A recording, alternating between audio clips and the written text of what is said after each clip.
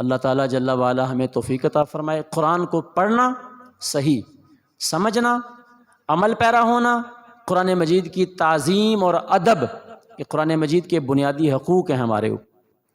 اس لیے قرآن مجید کا پڑھنا، سمجھنا، جاننا بھی بڑا ضروری ہے، اور اس کے حقوق کو ادا کرنا بھی بہت ضروری ہے۔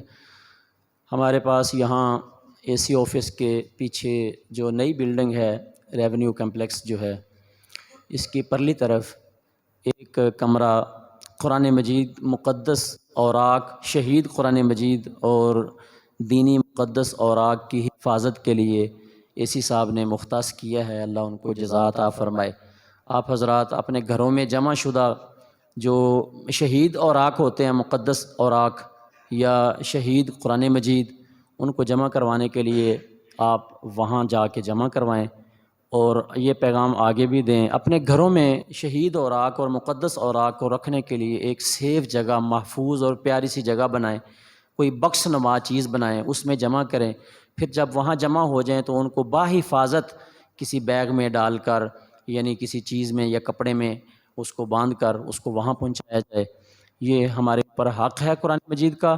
اور شہید قرآن پاک جو یعنی جن کی جلد خراب ہو جاتی ہے، تو جلد بندی کے لیے بھی وہاں انتظام ہے، آپ جلد کروائیں۔ مسجدوں میں قرآن پاک رکھنے کا رواج یہ بغیر پوچھے بغیر بتائے اتنا زیادہ ہو گیا ہے کہ الماریاں قرآن سے بھری ہوئی ہیں، اور صبح 2-4 بندے بھی تلاوت کرنے والے مسجد میں نہیں ہوتے۔ مجھے بتائیں کہ مہینوں اور سالوں سے یہ قرآن بند پڑے ہوئے ہیں الماریوں میں، رکھنے والوں کو ثواب مل رہا ہے۔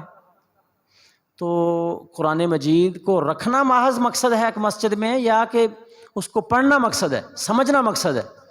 تو ہمارے پاس یہ ہے کہ دھڑا دھڑ ثواب کی نیت سے لوگ بغیر پوچھے بغیر بتائے آتے ہیں، جی رمضان شریف آ گیا ہے، اب فلاں مہینہ آ گیا ہے، وہ اٹھاتے ہیں قرآن اور لا کے الماریوں میں رکھ دیتے ہیں۔ ایسا نہیں کرنا چاہیے، پوچھ لینا چاہیے کہ اگر ضرورت ہے قرآن رکھنے کی تو میں رکھنا چاہتا ہوں، کون سے قرآن مجید رکھوں کہ جن کو لوگ جو ہے وہ پڑھ کر سمجھ سکیں آسانی سے۔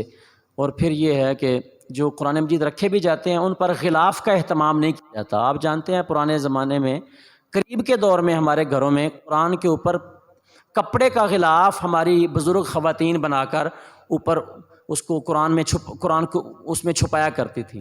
گرد و غبار نہیں ہوتا تھا، قرآن دیر تک وقت نکل جاتا تھا، جلدی شہید نہیں ہوتا تھا۔ پھر حیران ہوں گے کہ بھی ان قرآن کے ساتھ مس ہونے والے اس کپڑے کو بیماریوں سے شفا حاصل کرنے کے لیے دھو کے پیا جاتا تھا کبھی۔ یہ بھی دور تھا، اور آج کیسا زمانہ آیا کہ وہ رواج ہی ختم ہو گیا۔ اللہ ہمیں توفیق دے۔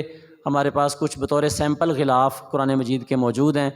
میں گزارش کروں گا کہ جو احباب اس کار خیر میں حصہ لینا چاہیں، کپڑا لے کے درزی سے سلوا کے یا سلے سلائے غلاف لے کے قرآن پر چڑھانا چاہیں تو یہ بہت بڑی نیکی ہوگی، اللہ آپ سب کو اس کی جزا دے گا۔ قرآن مجید کا ادب و احترام ہم سب کے دین ایمان کا لازمی جز ہے، حصہ ہے۔ اللہ ہم سب کو توفیق عطا فرمائے۔